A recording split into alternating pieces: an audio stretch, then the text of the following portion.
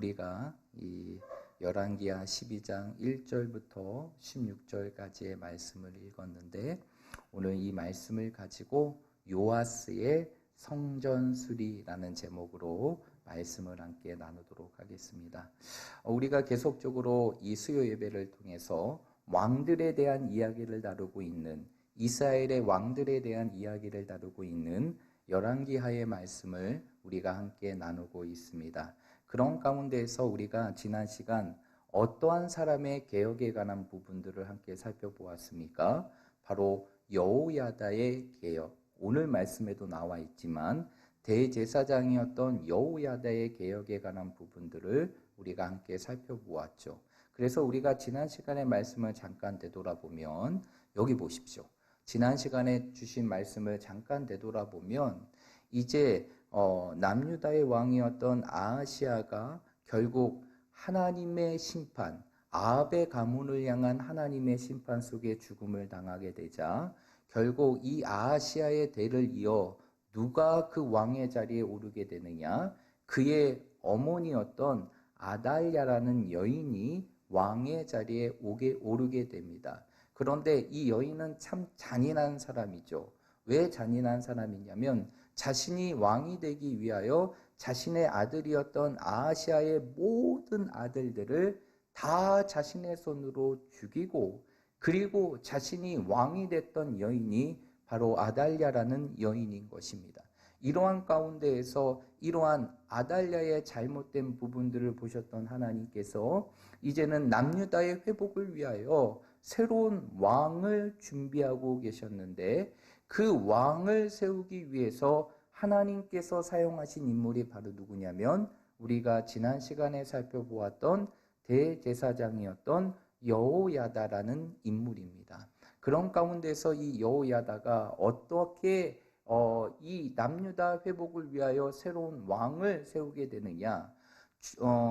앞에서도 제가 말씀을 드렸지만 이 아달랴라는 여인이 왕의 자리에 오르기 위하여 자신의 아들이었던 바로 아하시아의 모든 아들들을 다 죽이게 됩니다.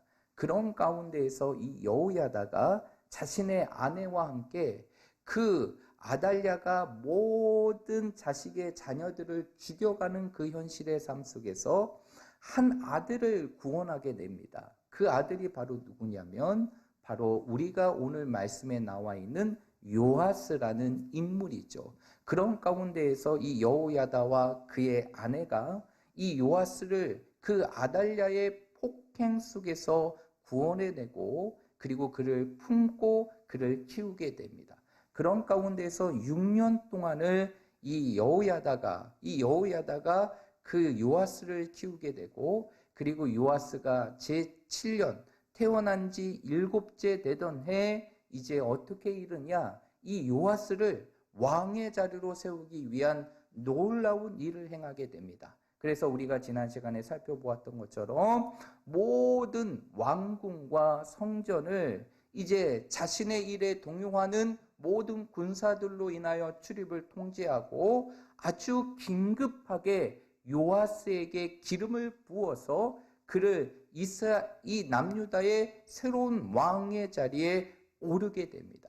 그러면서 결국 이제는 아달랴의 폭군의 정치가 마감이 되게 되고, 이제는 새로운 왕인 바로 요아스가 왕의 자리에 오르게 되는데요. 그런데 우리가 지난 시간에도 살펴보았지만 요아스가 왕의 자리에 오를 때 그의 나이는 결국 겨우 몇 살이었습니까? 7살이었어요.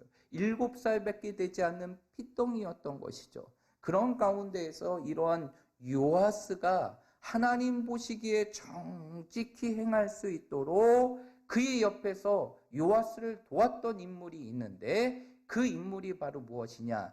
지난 시간 개혁을 일으켜서 요아스를 왕의 자리에 나오고, 그리고 오늘 성전 수리의 모든 일에 동참했던 바로 대제사장이었던 여호야다라는 인물인 것이에요. 이 여호야다의 도움을 통해서 요아스는 어린 자리에 오르게 되지만, 결국에는 이 여호야다를 통해서 오늘 2절의 말씀과 같이 그는 하나님 보시기에 어떻게 행하는 왕이 되게 됩니까? 정직히 행하는 왕의 모습이 되게 된 것이죠. 그런 가운데에서 이제 요아스가 왕위에 오른 이후에 이제 남유다를 몇 년 동안 통치하게 되느냐? 40년 동안을 통치하게 됩니다. 그 40년 동안의 통치의 과정 속에서 오늘 본문의 말씀은 이 요아스가 성전을 수리하는 그 사건을 기록하고 있는 것이 오늘 우리가 읽었던 이 본문의 말씀이에요. 그런 가운데에서 왜 요아스는 이 성전을 수리하려고 하였을까요? 여러분, 이 성전의 수리는 단순히 성전의 파손된 부분들을 수리하는 그러한 의미보다 더 큰 의미가 있었어요. 그 의미는 바로 무엇이냐면 바로 이 요아스가 왕에 오르기까지 그 여인이었던 아달랴라는 인물, 그리고 그의 선대 왕이었던 그의 아들이었던 아하시아라는 인물들을 통해서 결국 하나님을 섬겨야 된 남유다 땅은 무엇으로 변질되게 되느냐? 우상을 섬기는 나라로 변질이 되게 돼요. 그래서 우리가 지난 시간에도 살펴보았지만 이 여호야다가 요아스를 왕위에 세운 이후에 어떠한 개혁을 일으키게 됐느냐? 바알의 모든 신당들을 다 파손해버리고 더 이상 그곳에서 그 바알의 신당이 세워질 수 있지 않도록 모든 것들을 완전히 폐쇄해버리게 됩니다. 이것은 무엇이냐면 그 당시에 이스라엘, 곧 남유다의 상황이 어떠한 상황이라는 것을 보여주고 있느냐? 바알의 신앙에 깊숙이 빠져있는 그러한 현실의 상황이었다는 것이죠. 그러한 상황 속에서 요아스가 성전을 수리한다는 것은 바로 무엇입니까? 이러한 바알의 우상 숭배에 빠져있는 남유다 백성, 그 백성들을 다시 하나님께로 돌이키고 다시 한번 하나님 중심의 신앙, 그리고 성전 중심의 신앙의 모습을 회복하게 하기 위해서 요아스가 시도했던 것이 바로 무엇이냐? 오늘 말씀에 나와 있는 성전 수리의 사건이라는 것입니다. 그래서 성전 수리의 이 사건은 단순한 그냥 성전을 수리하는 사건이 아니라 이제는 바알의 신앙에 빠져있는 남유다 백성들을 하나님 중심의 신앙, 성전 중심의 신앙의 모습으로 회복하기 위한 바로 요아스라는 인물의 개혁의 사건이 바로 오늘 우리가 읽었던 이 본문의 말씀이라는 것이죠. 그렇다고 하면 왜 요아스는 이러한 성전 수리, 이 성전에 대한 개혁의 부분들을 이루었을까요? 오늘 본문의 말씀을 보게 되면 그 원인에 관한 부분들이 설명되고 있는데 6절의 말씀을 한번 보십시오. 6절의 말씀. 우리 6절의 말씀 한번 읽어보도록 하겠습니다. 시작.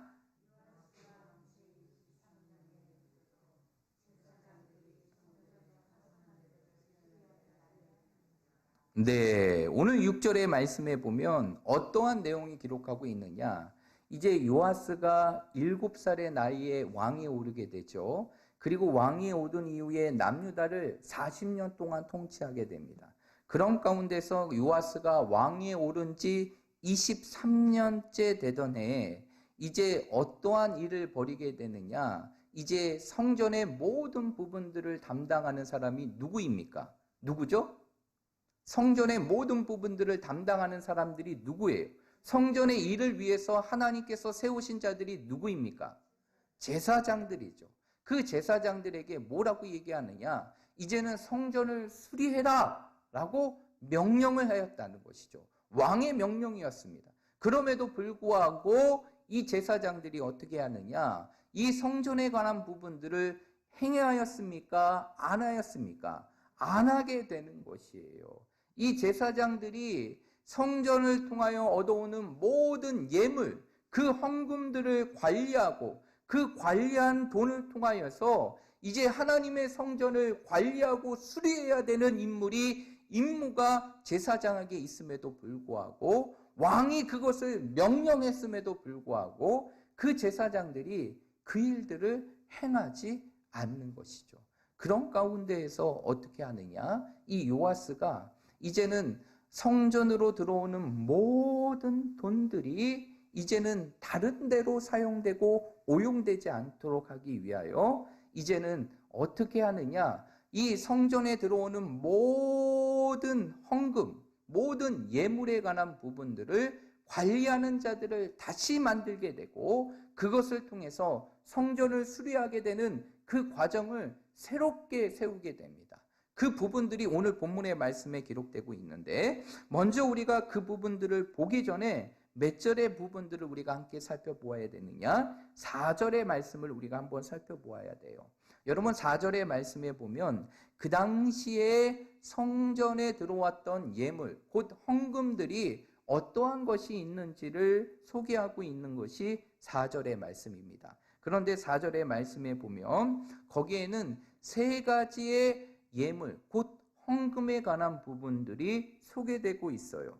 첫 번째로는 어떠한 것이 있냐면 어떠한 것이 있습니까? 여호와의 성전에 거룩하게 하여 드리는 모든 은이 있다라고 얘기합니다. 여호와의 성전을 거룩하게 하기 위하여 드리는 모든 은이 있는데 이 은은 결국 무엇을 의미하는 것이냐? 하나님의 백성들이 바로 이제는 성전에 내야 될 세금을 의미하는데 그 세금은 바로 무엇이냐? 인두세와 주민세라는 것입니다.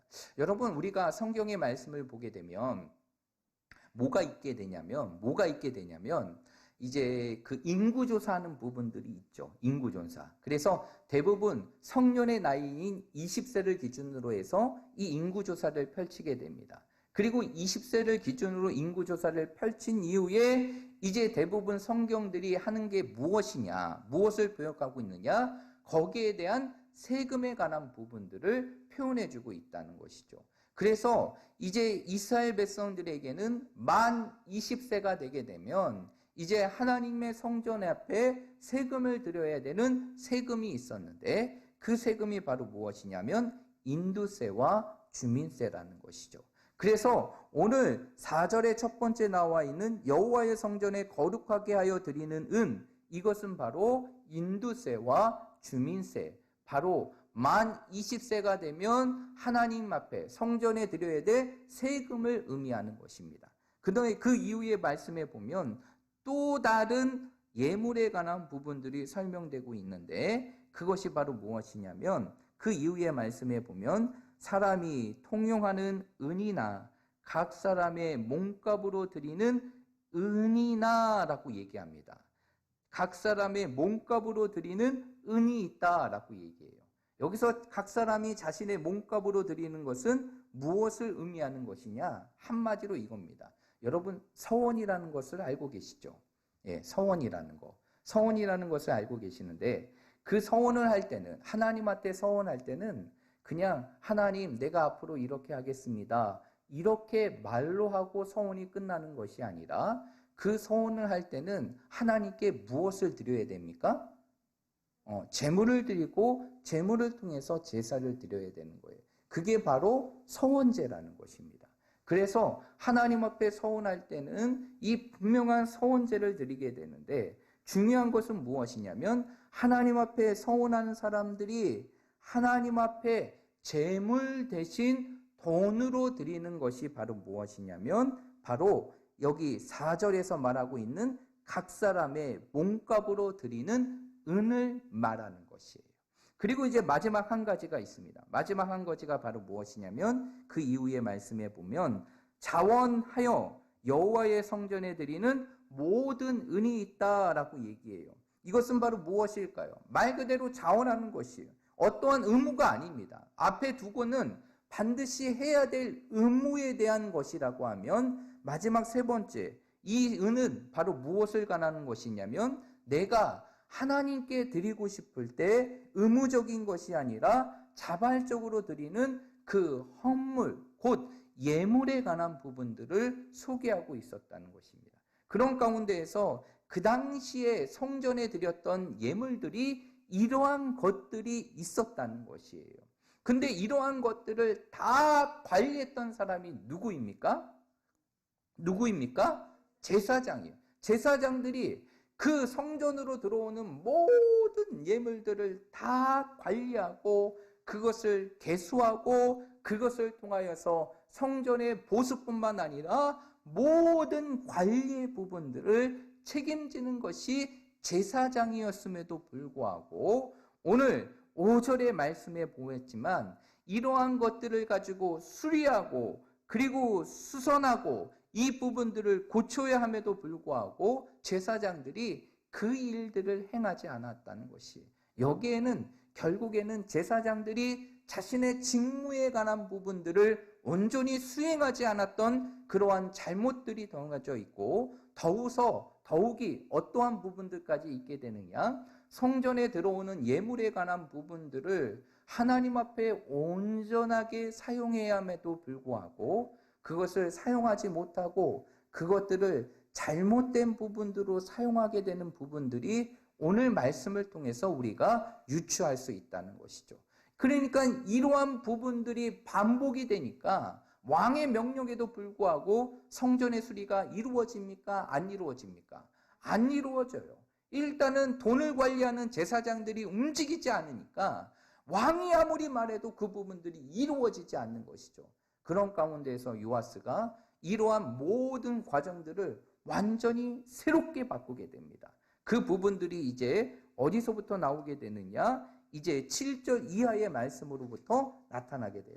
첫 번째로 요아스가 이러한 이 성전 수리를 위하여서 하나님께 드렸던 모든 헌금에 대한 절차들을 새롭게 바꾸게 되는데, 그 첫 번째가 어떻게 하게 되느냐? 오늘 우리가 읽었던 본문의 말씀인 8절의 말씀을 한번 보겠습니다. 우리 8절의 말씀 한번 읽어볼게요. 시작.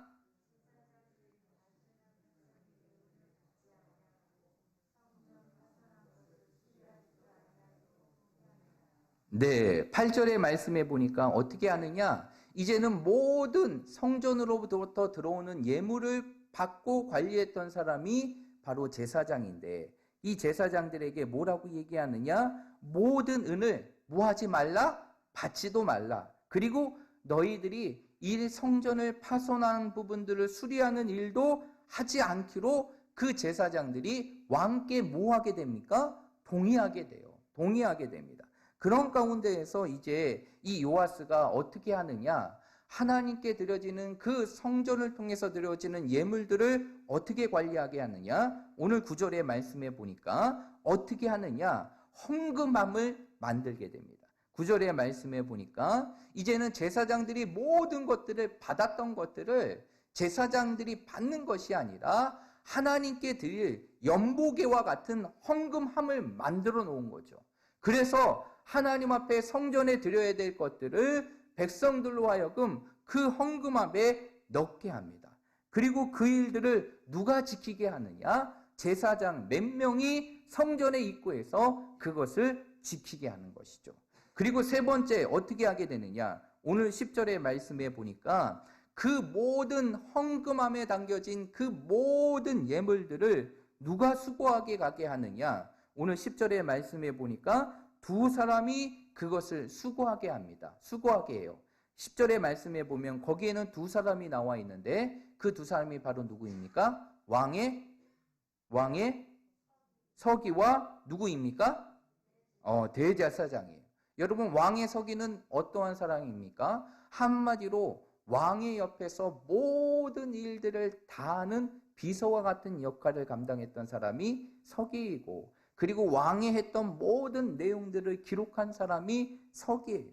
그런 가운데에서 가장 신뢰할 수 있는 사람, 왕이 가장 신뢰할 수 있는 사람, 이 서기를 누구에게 어디에 보내게 되느냐? 그 모든 성전에 들어오는 예물을 계수하고 그리고 계산하는 일을 맡기게 되죠. 그리고 더불어서 누구에게 그 일을 맡기게 되느냐? 바로 자신의 옆에서 하나님의 모든 통치를 이루어갈 수 있도록 도와주었던 누구에게 맡기게 됩니까? 대제사장에게 그것을 맡기게 됩니다.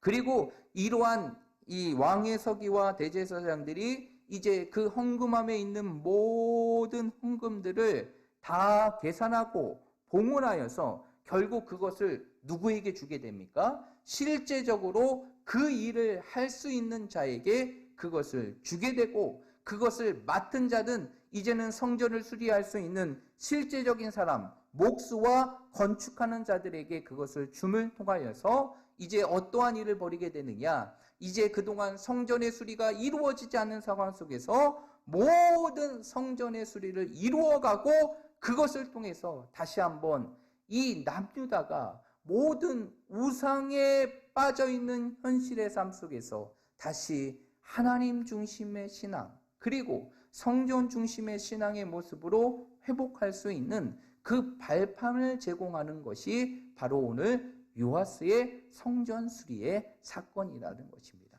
그렇다고 하면 오늘 이 요아스의 성전 수리의 사건을 통해서 오늘 이 시대를 살아가는 우리들이 오늘 말씀을 통해서 우리의 삶 속에 기억해야 될 중요한 메시지가 있는데, 그것은 바로 무엇이냐?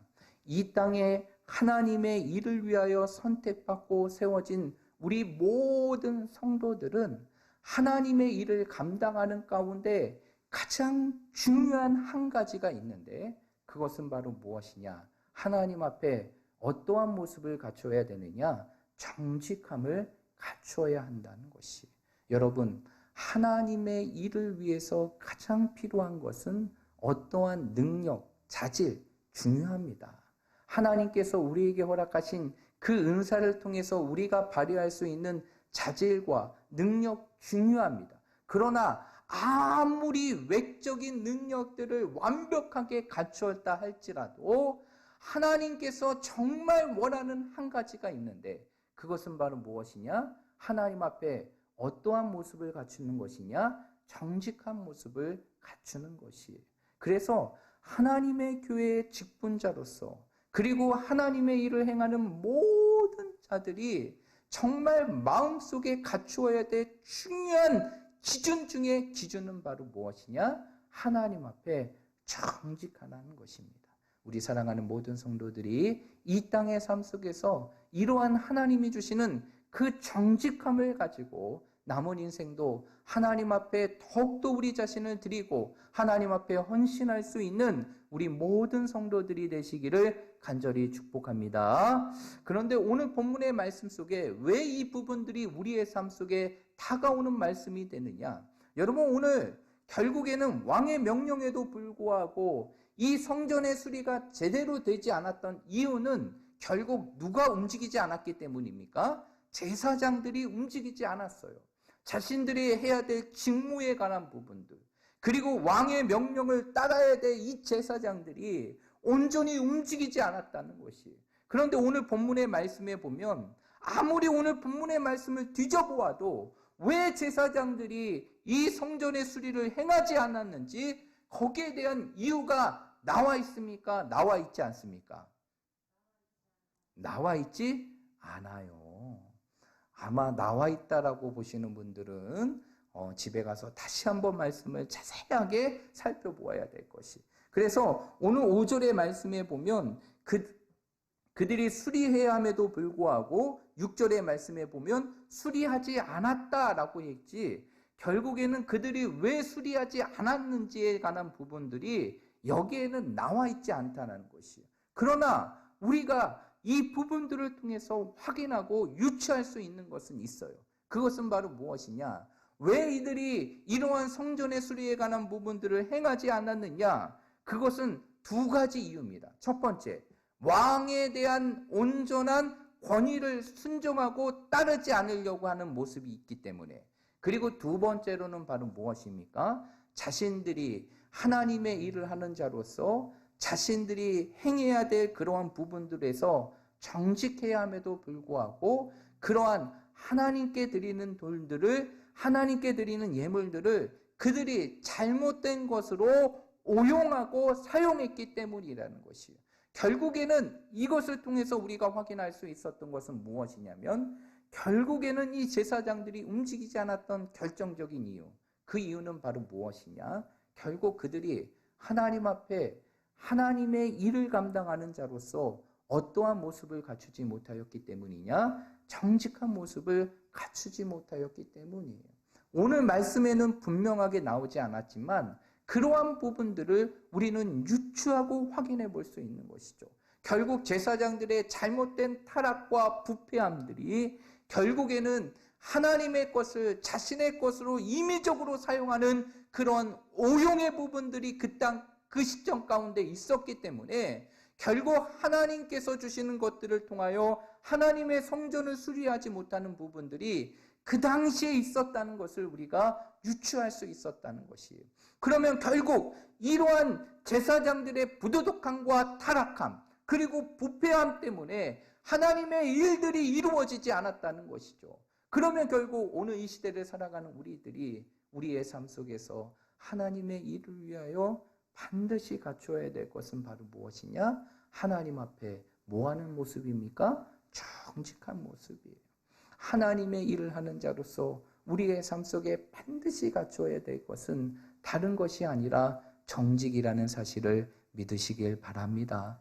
그 정직은 우리가 갖춰야 될 그 어떤 것보다 가장 중요하고 가장 우리에게 필요한 것이 정직이라는 것이, 결국 정직하지 못하는 것이 결국에는 하나님의 일을 한다면서 하나님께 영광이 되지 못하고 그것들이 결국에는 분란과 분쟁의 모습으로 나타나게 되고 결국 그것이 교회가 어려워지고 하나님의 영광을 가리게 되는 그러한 결과들이 나타나기 때문이라는 것이. 그래서 성경에서는요, 하나님의 일을 하는 자, 하나님의 직분자들이 반드시 갖추어야 될 것이 바로 무엇이냐? 정직이라는 부분들을 성경에서 설명하고 있다는 것이에요. 한번 살펴볼까요? 디모데전서 3장 9절입니다. 디모데전서 3장 9절입니다. 오늘 말씀을 잘 표시해두고 우리 디모데전서의 말씀으로 넘어가도록 할게요. 디모데전서 3장 9절입니다. 찾으셨습니까? 그러면 우리 다 함께 큰 목소리로 우리의 피곤함을 다 날려버리고 다시 말씀을 듣고자 하는 간절한 마음으로 우리 9절의 말씀 함께 읽습니다. 시작!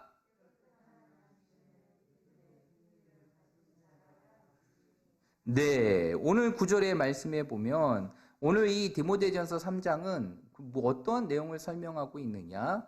하나님의 교회에 그 세워진 일꾼들에 대한 조건에 관한 부분들을 설명하고 있어요. 조금 더 구체적으로 설명하게 되면 바로 감독과 집사의 자격의 조건을 설명하고 있는 것이 3장의 말씀입니다. 그런 가운데에서 오늘 3장 9절의 말씀에 보면 사도 바울은 그리고 하나님은 이 시대의 직분자로 살아가야 될 하나님의 일을 해야 될 우리들에게 무엇을 간직하고 무엇을 강조하고 있느냐? 깨끗한 양심을 가진 자라라고 얘기하고 있어요. 결국 깨끗한 양심을 가진다라는 것은 어떠한 자일까요? 결국 하나님 앞에 어떠한 자입니까? 정직한 자임을 설명해 주는 것이죠. 그런데 이 말씀은 지혜의 서신이라고 불리는 잠언의 말씀 속에서도 또 한 번 반복하고 나타나고 있다는 거예요. 우리 잠언의 말씀 한번 읽어볼게요. 잠언 15장입니다.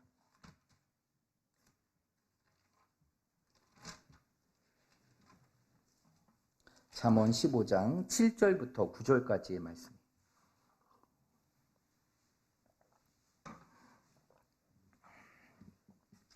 잠언 15장 7절에서 9절까지의 말씀 우리 다 함께 읽습니다. 시작! 자의 입술은 지식을 전파하여도 미련한 자의 마음은 정함이 없느니라. 악인의 제사는 여호와께서 미워하셔도 정직한 자의 기도는 그가 기뻐하시느니라. 악인의 길은 여호와께서 미워하셔도 공의를 따라가는 자는 그가 사랑하시느니라. 아멘. 오늘 이 말씀을 보면 하나님께서는 어떠한 자들을 기뻐하시고 하나님은 어떠한 자를 사랑하신다라고 말하고 있어요. 하나님 앞에 정직한 자를 기쁘게 여기시고 하나님의 공의를 따르는 자, 한마디로 이것도 정직한 자를 의미하는 것이죠. 그러한 자들을 뭐 하신다? 사랑하신다라고 얘기해요. 결국 우리가 갖추어야 될 것, 이 시대 속에서 하나님의 일을 하는 우리들이 우리의 삶 속에 갖추어야 될 것이 바로 무엇이냐? 이 정직이라는 것을 우리에게 거듭거듭 성경은 말씀해주고 있다는 것이에요. 그러면 우리가 이러한 마음이 듭니다. 그러면 우리의 인생의 삶 속에 이렇게 중요한 직분자, 그리고 하나님을 섬기는 우리들이 갖춰야 될 이 정직이라는 것이 우리의 삶 속에서 정직한 삶을 갖추기 위해서는 우리의 삶 속에 어떠한 모습이 있어야 될까요? 우리가 노력하고 결단만 하면 우리는 모든 유혹 속에서도 다 정직할 수 있습니까? 하나님 앞에, 사람 앞에 우리가 부끄럽지 않는 그 정직의 삶을 우리의 노력과 우리의 결단만으로 그 모든 것을 이룰 수 있을까요? 결론은 그럴 수 없다는 것이에요. 그러면 우리의 삶 속에 정직의 삶을 살아가기 위해서는 끊임없이 우리의 삶 속에 채워야 될 것이 있어요. 우리의 마음 속에 품어야 될 것이 있습니다. 그것이 바로 무엇일까요? 바로 하나님의 말씀이라는 것이죠. 말씀이 우리의 삶 속에 품어지고 말씀이 우리의 삶 속에 채워지고 그 말씀을 통해서 우리의 삶이 날마다 되돌아보며 우리 자신을 성찰해 나갈 때 그것이 결국 우리의 삶 속에서 수많은 유혹에 빠질 수 있는 우리의 삶 속에서 우리를 하나님의 사람으로 정직하게 할 수 있는 능력이 됨을 믿으시길 바랍니다. 그래서 시편 33편 4절의 말씀에 보면 뭐라고 얘기하느냐? 33편 4절의 말씀에 보면 여호와의 말씀은 정직하여 그 행사가 다 진실하도다 라고 얘기해요. 이 이야기는 무엇이에요? 이 땅에 정직한 것은 하나님의 말씀이고 그 말씀을 따라 자신의 삶을 되돌아보고 그 말씀을 붙들며 살아가는 자들이 하나님 앞에 어떠한 삶을 살아갈 수 있느냐? 진실한 삶을 살아갈 수 있다는 것을 성경의 말씀은 우리에게 가르쳐 주는 것이에요. 결국 정직은 우리의 삶 속에서 우리의 노력과 결단 중요하지만 더 중요한 것은 바로 무엇이냐? 우리의 삶 속에 무엇이 있어야 된다는 것입니까? 하나님의 말씀이 있어야 되는 것이에요.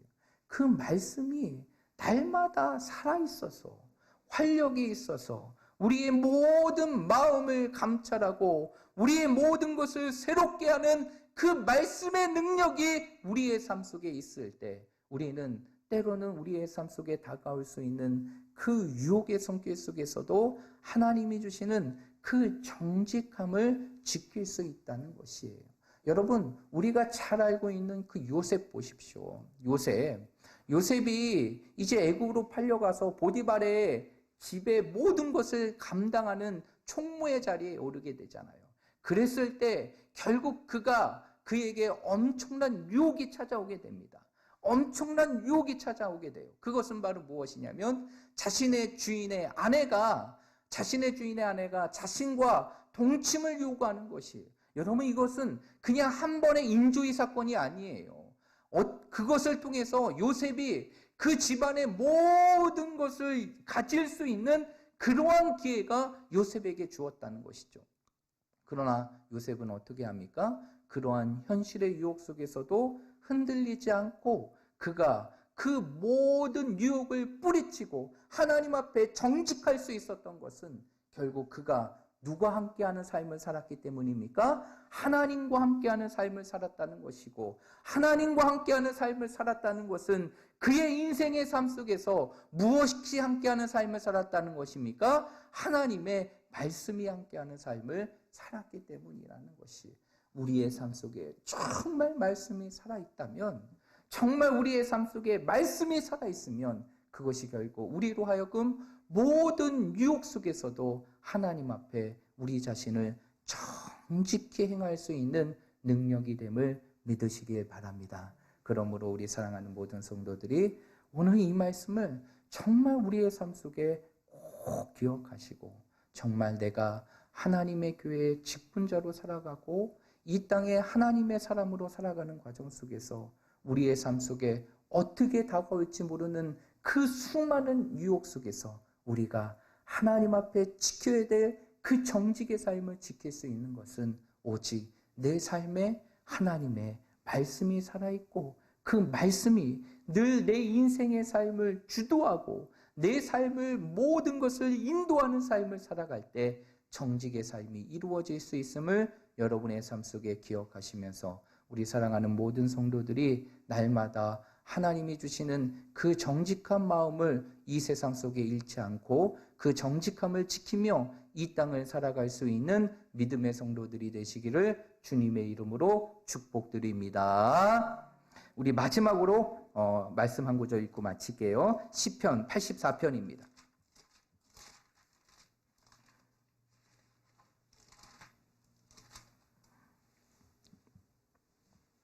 시편 84편 11절의 말씀입니다. 시편 84편 11절 말씀. 우리 마지막으로 큰 목소리로 함께 읽도록 하겠습니다. 시작. 여호와 하나님은 해와 방패이시라. 여호와께서 은혜와 영화를 주시며 정직히 행하는 자에게 좋은 것을 아끼지 아니하실 것임이니이다. 아멘. 오늘 말씀을 보면 하나님께서는 어떠한 자에게 좋은 것을 아끼지 아니하신대요? 정직한 자. 하나님 앞에 정직을 지키며 그 정직의 삶을 살아가는 자들에게는 하나님께서 그 인생의 삶에 좋은 것을 아끼지 않고 베풀어 주신다는 것입니다. 우리 모두가 하나님 앞에서 정직할 뿐만 아니라 늘 사람 앞에서 하나님이 주시는 그 믿음 앞에 부끄럽지 않은 그 정직의 삶을 살아가는 저와 여러분들이 되시기를 간절히 축복합니다.